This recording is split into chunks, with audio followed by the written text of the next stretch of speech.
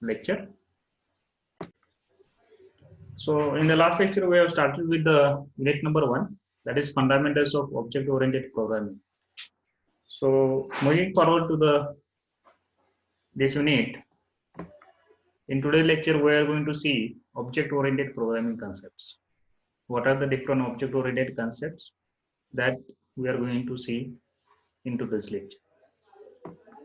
So this is the outline of the lecture. First is introduction to object-oriented programming. And then I will explain what is class, what is object, what is the relationship between class and object, how they are related with each other, that we are going to see.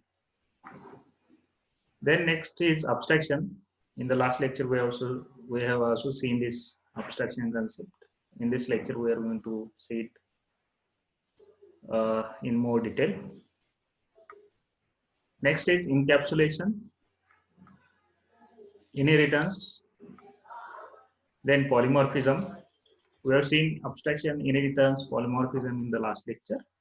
In this lecture, we are going to focus it on more details. Next is overloading, dynamic binding, and message passing. So these are the different object-oriented concepts that we are going to see in today's lecture. I will see how much is it possible to complete each and every point. So we are moving forward. So introduction. So what is object-oriented programming? It is mostly called as OOPS, that is OOP. This OOP stands for object-oriented programming. Mostly C++ is called as OOPS. So what is OOPS? It's object-oriented programming. So procedural programming is about writing procedures or functions. C language is procedural programming language that you have written different procedures and functions in it. So this procedure and functions that perform operations on the data in procedure programming language, where in object-oriented programming, it's all about creating objects that contain both data and functions. So in this object-oriented programming, more focus is given on objects and what this object consists is. This object consists is data and functions. They are operating, that functions are operating on the data, and all these things are carried out by the or inside the objects. So everything in object-oriented programming is object. So we are going to see it, what is object, what is class in more detail. You will get the idea of class and object. Next is the programming paradigm, where everything is represented as an object, is known as truly object-oriented language. So in object-oriented programming language, everything is treated or looked at as a object. So how it is looked, what is the view that we are going to see. Once you understand this language, you will automatically come to know that what is exactly meaning of object-oriented programming language. So in this object-oriented programming language, Smalltalk is a first object-oriented programming language. This Smalltalk is the name of the programming language like C and C++. So this is the first object-oriented programming language. It is just to know that which is the first object-oriented programming language. So Smalltalk is the first object-oriented programming language. Next is object-oriented programming is a way of solving complex problems by breaking them into smaller problems using the objects. So what is another view of object-oriented programming is? It is the solving the complex problems by breaking them into a smaller problems with the help of objects. Object-oriented programming aims to implement real-world entities like inheritance, hiding, polymorphism, etc. in programming. So what is this object oriented programming is? It inculcate the real world entities like inheritance, hiding, polymorphism in programming. How they are inculcate this object, these real world entities. Once you understand this all the object oriented concepts, you will come to know that how this object oriented aims to implement real world entities. The main aim of object oriented programming is to bind together the data and the functions that operate them so that no other part of the code can access this data except that function. So keep in mind the main aim of object oriented programming approach is to bind together the data and the functions that operate on them so that no other part of the code can access this data except that function. And this is achieved with the help of class and object. How it is achieved, we are going to see it.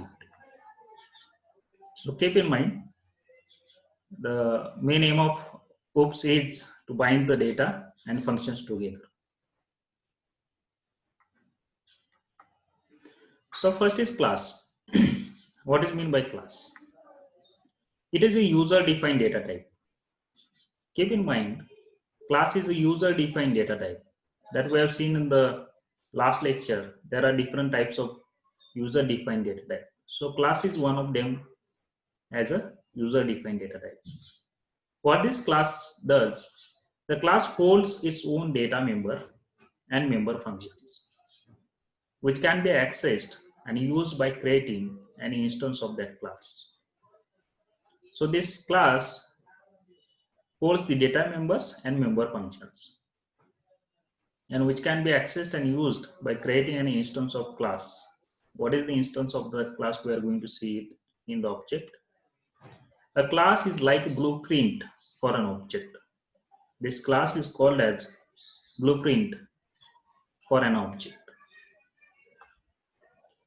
A class is like blueprint of data member and functions. An object is an instance of the class. For example, let's say we have a class car which has data members, that is variables such as speed, weight, price, and functions. Price and functions such as gear change, slow down, and brake. Now let's say I create an object of that class named Ford Figure, which uses the data members and functions and give them its own values. Similarly, we can create as many objects as we want using the blueprint, that is class. So we have created, in this example, we have created the class car, and this class car has members, data members like speed, weight, and price, whereas functions are gear change, slow down, and brake, etc. This gear change, slow down, and brake functions are going to use the variables, that is data members, that is speed, weight, and price, and they are performing that particular task. So this is how class is used for creating the real world entities. And from this class, you can have n number of objects. Here it is, I have created the Ford Figure. You can create any object of this car. So keep in mind, class is a logical entity. In simple words, what is logical entity is you cannot touch to that logical entity physically. So keep in mind, you cannot touch to this entity. It is called as logical entity. So I will take one example. So this is one example. Fruit is a class, whereas different objects are apple, banana, and mango. So we cannot touch to the fruit. It is a logical entity. Whereas we can touch to the objects like apple, banana, and mango. I will take another example. class. For example, we have taken the car as a class. So from this car class, you can create the objects Ford, body, Toyota, etc. You can touch to these objects Ford, Audi, Toyota, and this is the logical entity car. So these are the examples of class and these are the examples of objects. So what is object? Object is an entity that has state and behavior. Keep in mind, object, it is an entity that has state and behavior. State is nothing but the data members and behavior is nothing but the functions which are going to operate on that data members. For example, chair, pen, table, keyboard, bike, etc. All these are called as objects. It can be physical and logical. This object is a physical entity. Sometimes it is also a logical entity. So what is meant by physical is you can touch to that physical entity. In the last example we have seen, you can touch to the object Ford, you can touch to Audi, Toyota, as well as you can touch to the apple, banana, mango. These are the physical entities, whereas class is a logical entity, that is fruit, car, etc. An object is an identifiable entity with some characteristics and behavior. An object is an instance of the class. When class is defined, no memory is allocated. But when it is initiated, that is object is created, memory is allocated. So keep in mind, class is a blueprint, whereas object is a created from that blueprint, and it has instance, means memory is allocated to all the members present in the class. So this is the basic unit of object-oriented programming. That is both data and function that operate on data are bundled as unit called as object. So we have seen data and functions, they are binded together in object. So object help us to bind or bundle data and functions that operate on data as a single unit. So what is the difference between class and object? Class is a blueprint for the object. Class is a logical entity. In class, you can declare the data members and data functions, whereas object is physical entity. Object is an instance of the class. Nothing but you are allocating memory for the data members functions present in the class. So this is the difference between class and object. Next is abstraction.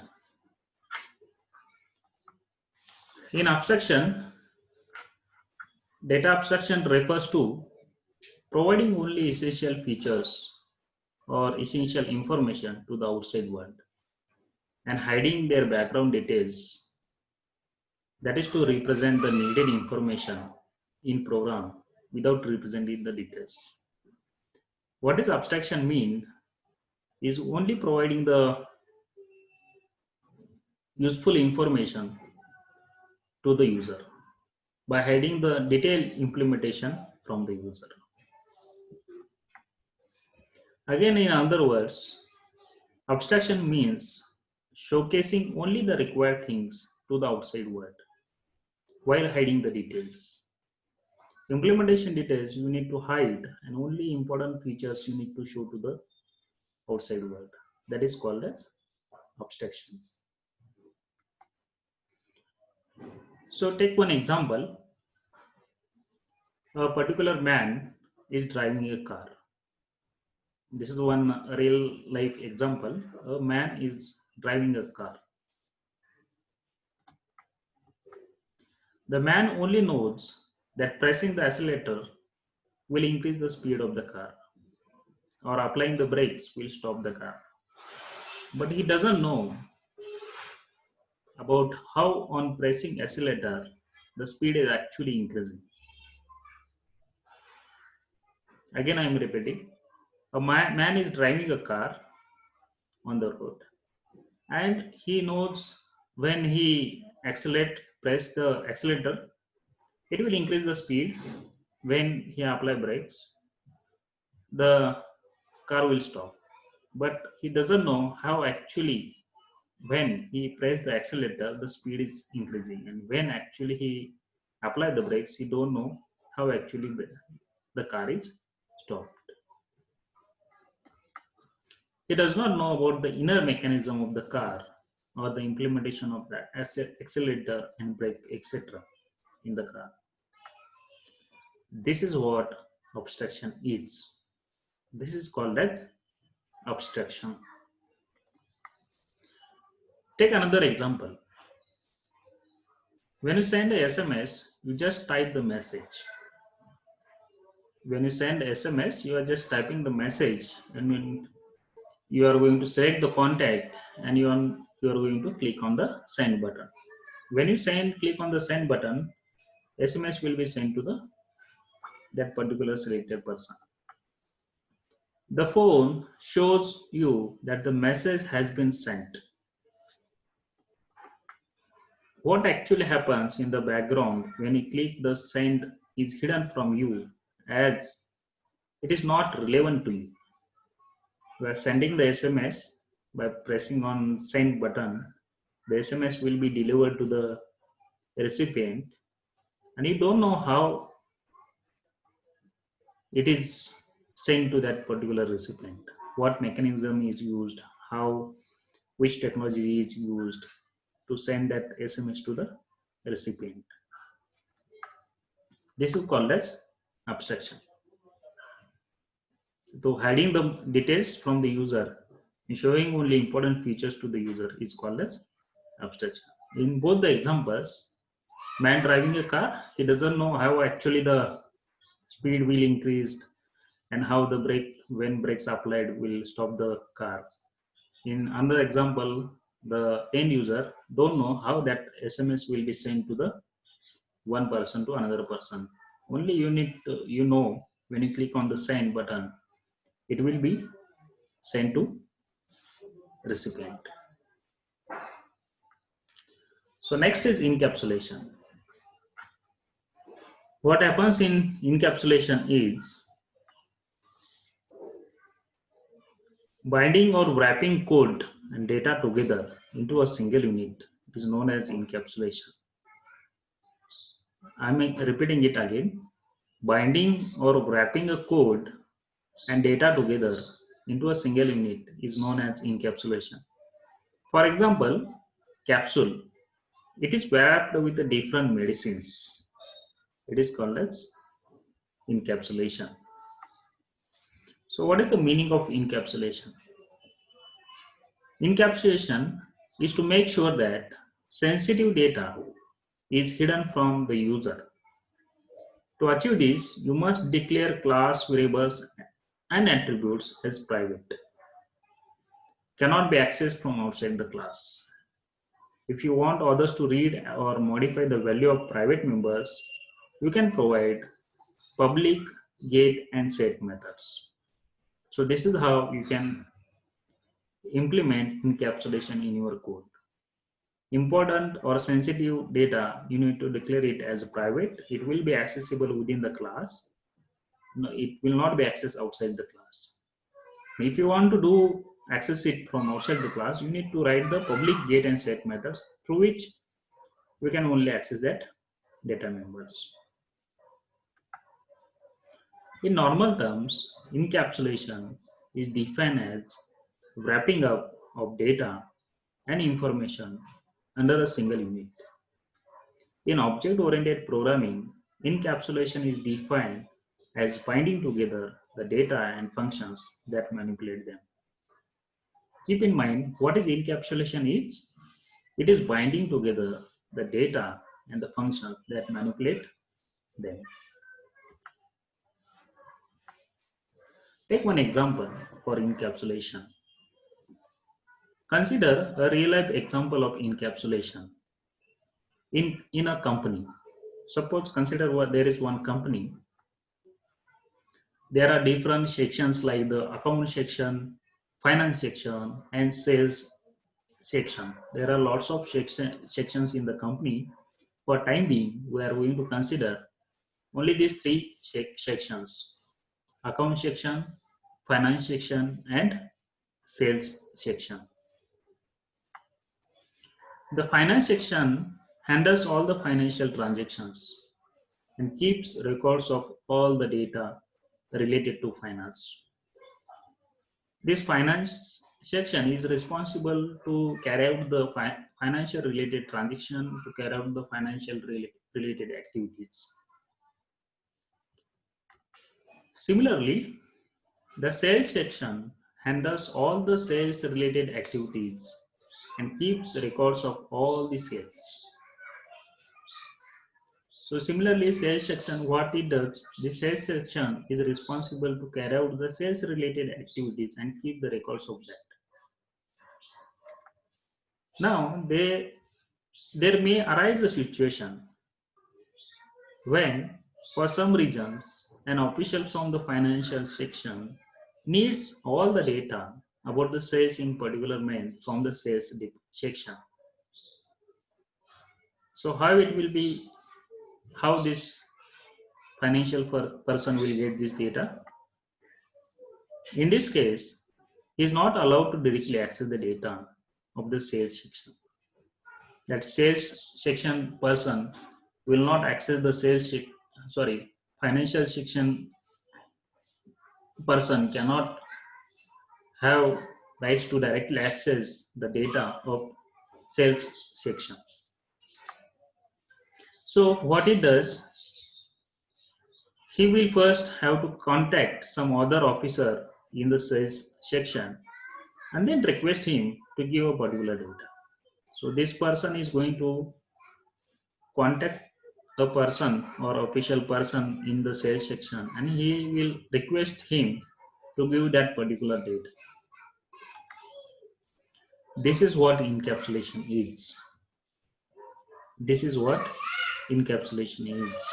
In this example, the financial section cannot directly access the data to the sales section, whereas the financial section can access the data from the sales section by some authorized access. That is, officer present in the sales section, he is receive the request from the financial section person, and then accordingly he will send the data to the financial section. So this is called as encapsulation. Here, the data of the sales section and the employees that can manipulate them are wrapped under a single name called as sales section. So next is inheritance. In this inheritance, what is inheritance? The capability of class to derive properties and characteristics from another class is called as inheritance. Inheritance is one of the most important feature of object-oriented programming. It's very important in OOPS concept. So again, what is inheritance? Is a way to reuse once written code again and again. The class which is inherited is called the base class, and the class which is inherited is called as derived class. They are called as parent and child. So we will see when you come across what is the base class and what is derived class. So when a derived class inherits a base class, the derived class can use all the functions which are defined in the base class, hence making the code reusable. So inheritance is the process of forming a new class from the existing class. This is from an existing class called as base class, whereas new class is called as derived class. When again, what is inheritance? Normally it is said when one object acquires all the properties and behaviors of the parent object. it is called as inheritance. It is known as inheritance. It provides code reusability. What is the benefit of inheritance? Is it will provide the code reusability.